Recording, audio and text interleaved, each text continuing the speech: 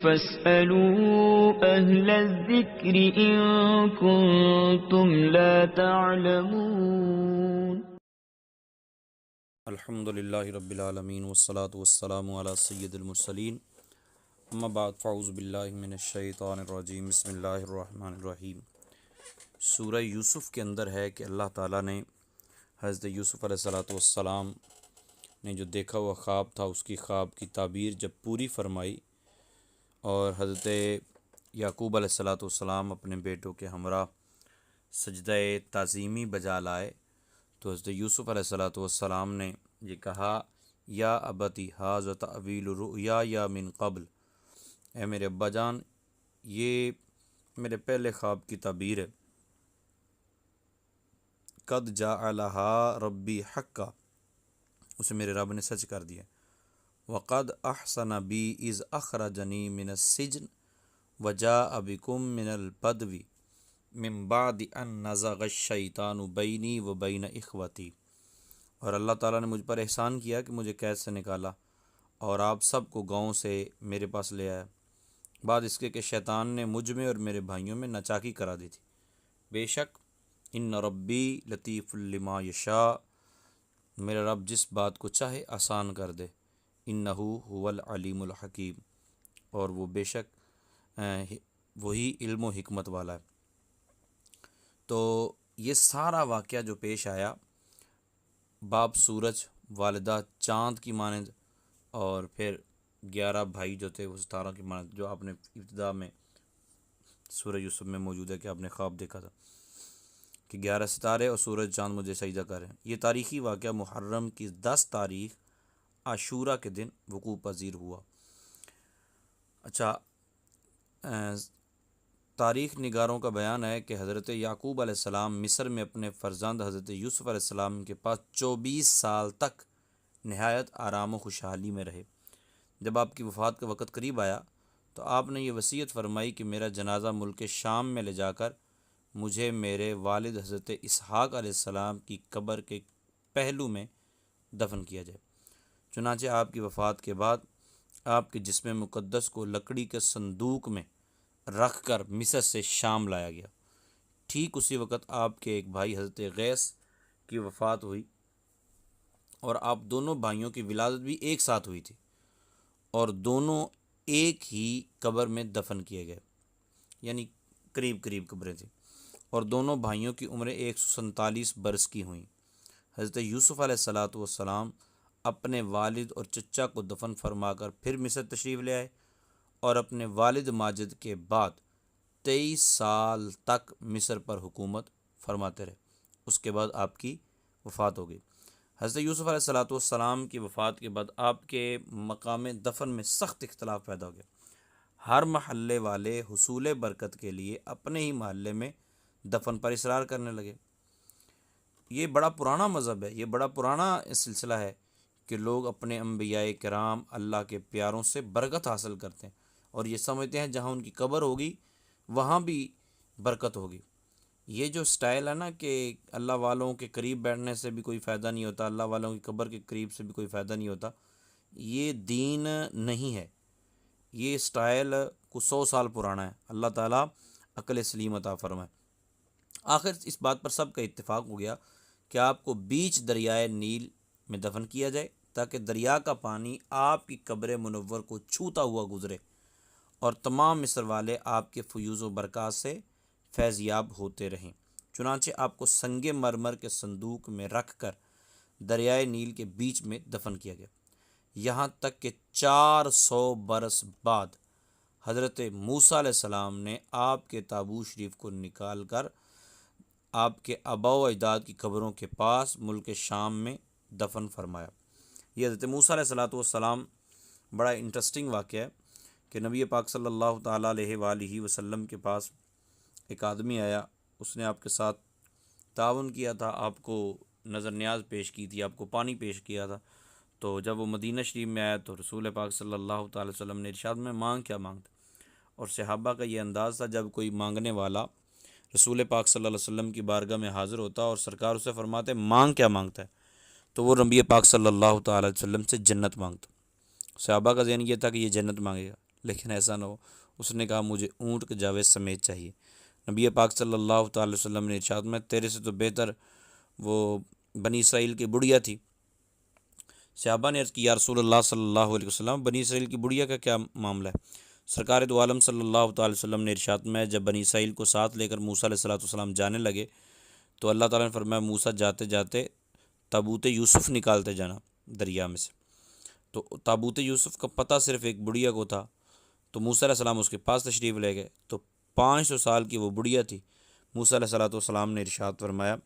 کہ اماں بتا وہ پتہ، تو کہنے لگی پتہ تب بتاؤں گی جب میری 2 شرطیں پوری کی جائیں۔ تو پوچھا کون سی؟ اس نے کہا پہلی شرط میری یہ ہے کہ مجھے جوان کر دیا جائے، میری جو جوانی واپس لوٹائی جائے، اور دوسری میری شرط یہ ہے کہ مجھے جنت میں آپ کا پڑوس چاہیے۔ تو موسیٰ علیہ السلام نے اللہ تعالیٰ کی بارگاہ میں التجا کی، تو اللہ تعالیٰ نے ارشاد میں موسیٰ جیسے یہ کہتی ہے تو دعا کر، ہم ویسے ہی کر دیں گے۔ تو موسیٰ علیہ السلام کی دعا سے اماں جوان بھی ہوئی اور جنت میں پڑوس کا وعدہ بھی ہو گیا۔ تو موسیٰ علیہ السلام پھر وہ تابوت یوسف کو لے کر 400 سال بعد اب وہاں سے لے کے اور ملک شام میں لے جا کر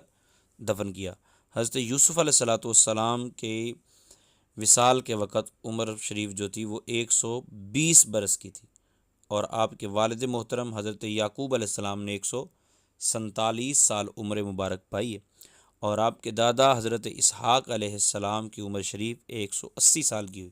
اور آپ کے پردادا حضرت ابراہیم خلیل اللہ علیہ السلام کی عمر شریف 175 سال کی ہوئی۔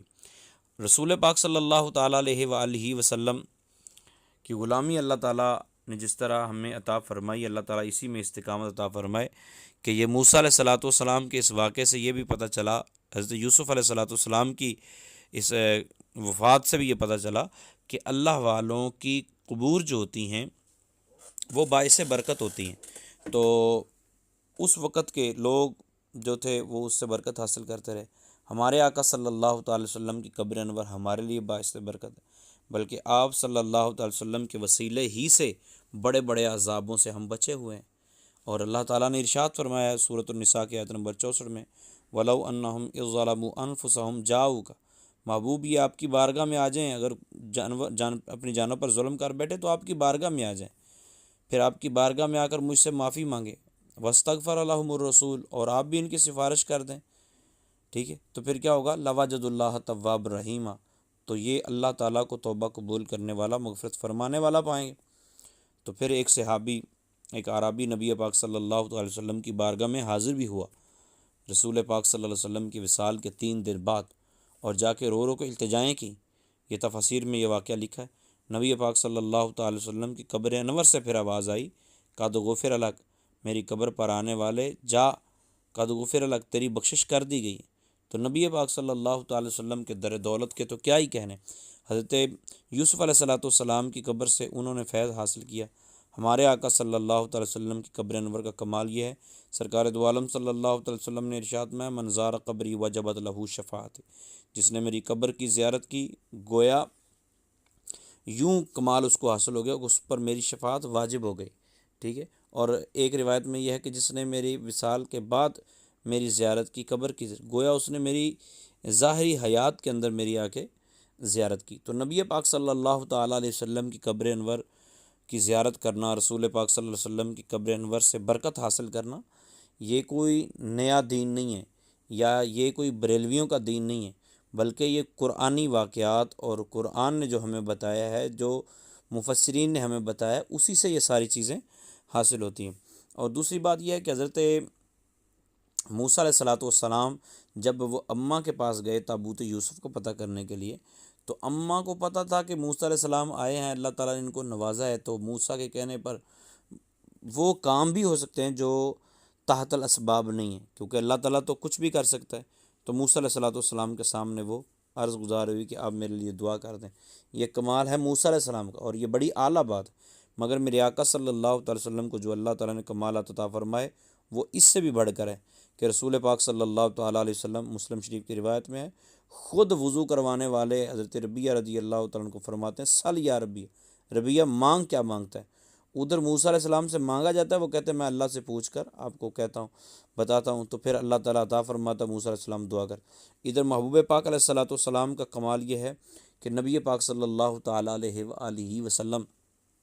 خود فرماتے ہیں سل یا ربی، ربیہ مانگ کیا مانگتا ہے؟ تو حضرت ربیہ رضی اللہ تعالیٰ عنہ کہتے ہیں مرافقتک فی الجنہ، حضور جنت بھی چاہیے، جنت میں آپ کا پڑوس بھی چاہیے۔ اور نبی پاک صلی اللہ تعالیٰ علیہ وسلم فرماتے ہیں اب غیر ذر، کچھ اور بھی مانگ لیتا، کچھ اور بھی مانگ لے،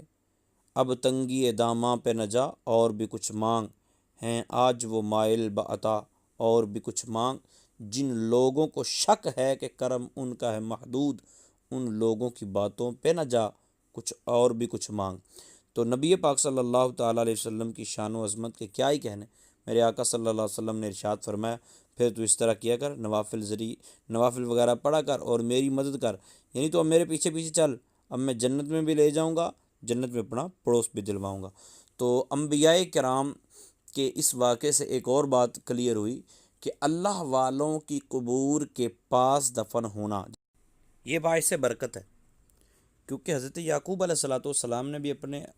والد حضرت اسحاق علیہ السلام کی قبر کے قریب دفن ہونے کی خواہش کی، اور موسیٰ علیہ السلام نے بھی حضرت اسرائیل علیہ السلام سے یہی فرمایا تھا، بخاری شریف کی جو روایت ہے، جب آپ کی روح قبض کرنے کے لیے وہ آئے تو موسیٰ علیہ السلام نے فرمایا کہ مجھے ارض مقدسہ کی قریب کر دے۔ تو قبروں کے قرب سے فائدہ ہوتا ہے، یہ بخاری سے بھی ثابت ہے اور قرآنی معلومات سے بھی ثابت ہے۔ اللہ تعالی ہمیں بھی